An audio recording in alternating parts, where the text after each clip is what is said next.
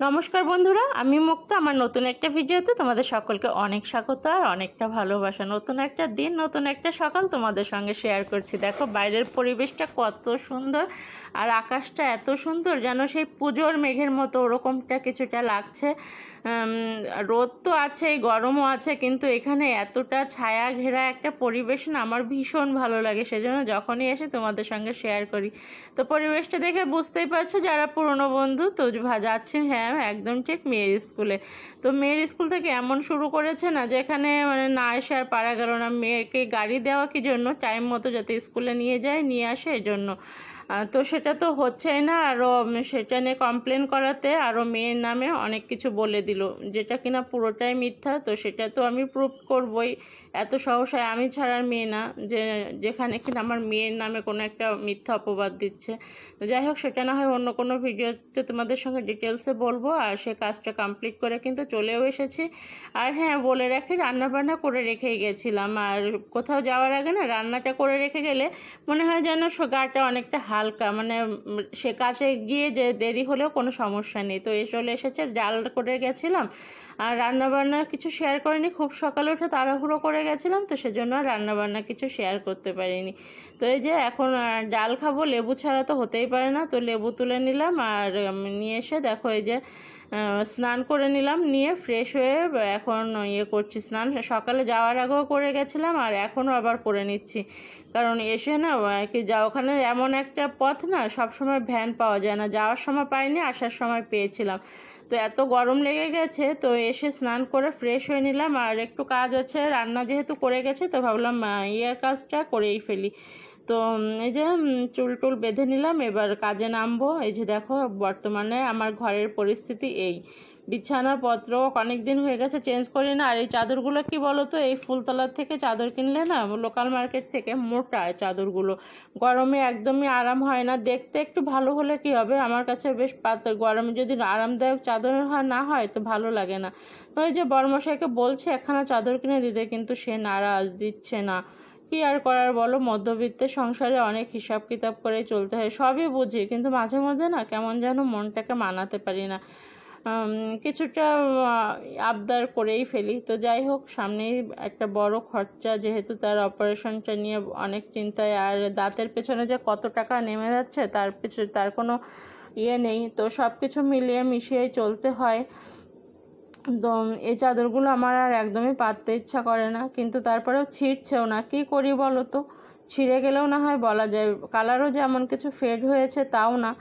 তো যাই হোক, এখন এগুলোকে চেঞ্জ করে নিচ্ছি। ওই মনকে মানানোর জন্য দুদিন অন্তর অন্তর চাদরগুলো চেঞ্জ করি। এই যে চাদরটা পাতা রয়েছে, দেখতে ভীষণই সুন্দর, কালারও কিছু হয়নি, মনে হয় 2-4 ধোয়া পড়েছে নতুন অবস্থা থেকে। কিন্তু হলে কি হবে, এত মোটা না, কি পেতেও করতে পারি না, শুয়েও আরাম নেই। আর দেখতে অবশ্যই সুন্দর, আর কিন্তু খাটে ছোট হয়ে যায়। আমার এই খাটটা অনেক বড়, যার কারণে সব মানে ওই এক ফুলের যে চাদরগুলো পাওয়া যায় ওগুলো না হতে চায় না। তো যাই হোক, এগুলো গজ কাপড়ের চাদর, এগুলো আর কি অসুবিধা হয় না, গজ হিসেবে কেনা, তো এই চাদরগুলো একটু বড়ই হয়। তো চাদর পেতে নিচ্ছি আর তারপর খেতে দিয়ে দেব। দিয়ে তা মানে খাওয়ার আগ পর্যন্ত সব, যেহেতু ড্রয়িং রুমে বসে আড্ডা দেয়, তো সেহেতু এই খাটটা ফাঁকা থাকে। তো এখন এই খাটটাকে করে নিচ্ছি আর এই ঘরে তারপর ওরা চলে আসবে, তারপর ড্রয়িং রুমের চাদরটাও চেঞ্জ করে নেব। আর গরমের সময় তো ওই জন্য চাদরটা ঘন ঘন চেঞ্জ করতে হয়। আর রান্না করে রেখে গেছিলাম সব সবজি দিয়ে, সয়াবিন দিয়ে একটা তরকারি আর ডাল। আর ইদানিং তো আর ভাজাভুজি খুব একটা হচ্ছে না, তারপরে নরম নরম করে একটুখানি আলু ভাজা করেছিলাম ঠিকই, কিন্তু আলু ভাজাটা না তোমার দাদাভাইও খেতে চায়নি না। সে তো ভাজা খেতে প্রচণ্ড পরিমাণে পছন্দ করে, ভাজা ছাড়া ডাল তো তার কাছে স্বপ্ন, মানে ভাবতেই পারে না। কিন্তু সে আলু ভাজা খেতে পারিনি, পরে খাওয়ার সময় আমি করে নিয়েছিলাম। তো খাওয়ার আগে তোমাদের সঙ্গে রান্না বান্না কিছু শেয়ার করতে পারিনি, তো পরে তোমাদেরকে না হয় দেখিয়ে দেবো। হ্যাঁ, আর হয়ে গেছে, চাদরটা পাতলা পেতে কেমন লাগছে বলো। হ্যাঁ, আর তো চলো, এবার চলে এসেছি একদম সরাসরি সন্ধ্যায়। দুপুরে যে বললাম, দুপুরে এসব কাজ করতে করতে দেরি হয়ে গেছিলো, তো তাই। তো এখন দুপুরে যেহেতু রান্না বান্না তেমন কোনো হয়নি, তো সন্ধ্যার টিফিনটা একটু জোরদারি করতে হবে, না হলে মেয়ে ঘ্যান ঘ্যান করবে। তো এই যে রান্না করছি এখন নুডলস, যেটা কিনা ওর ভীষণই পছন্দ। তো 2 প্যাকেট ম্যাগি ছিল, যেটাতে কিনা মশলাটা আগেই কোনো একটা কাজে খাটিয়ে দিয়েছিলাম, আর নুডলস ছিল, সেই দুটোকে মিলিয়ে রান্না করছি। আর যে ম্যাজিক মশলাটা পাওয়া যায় ওটা দিয়ে দিলে না দারুণ টেস্ট আসে। আর এই যে দেখো, এই যে সে বসে আছে, এখন কখন নুডলস হবে, আর যতক্ষণ না হয় ততক্ষণ সেদ্ধ নুডলস খাবে। তো এই তো চলছে দুষ্টুমি। তো বিশ্বাস করো সব কষ্টগুলো না মানে উসুল মানে হয়ে যায় যে যখন বাচ্চা বাড়ির সবাই আর কি খুশি মনে কোনো কিছু খেয়ে নেয়। তো গরম তো প্রচণ্ড, যখনই স্নান করছি না কেন, স্নান করে আসার পরে কিছুক্ষণ ঠিক থাকা যাচ্ছে, তারপর আবার সেই ঘেমে জল। কাজ না করে তো উপায় নেই, সব সময় তো আর পাখার নিচে বসে থাকতে পারি না, তাই না?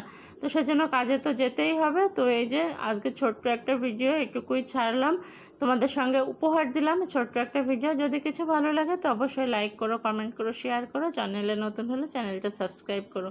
তো ভীষণ টেস্টি হয়েছিল নুডলসটা। তো এই যে আজকের মতো টাটা বাই বাই। এই যে দুপুরে যেগুলো রান্না করেছিলাম সেগুলো একটু ফুটিয়ে নিচ্ছি, তো অনেক সকালে রান্না তো ফুটিয়ে না নিলে না নষ্ট হয়ে যাবে। যে আলু সয়াবিন কুমড়োদের তরকারি, আর এখানে আছে ডাল। তো রাতে আর কিছু করবো না, একটুখানি কাঁচা পেঁয়াজ কেটে নেব আর লেবু দিয়ে রাতে একদম খাওয়া দাওয়া কমপ্লিট হয়ে যাবে। আর নুডলস খেয়ে তো রাতে কেমন কিছু লাগবে।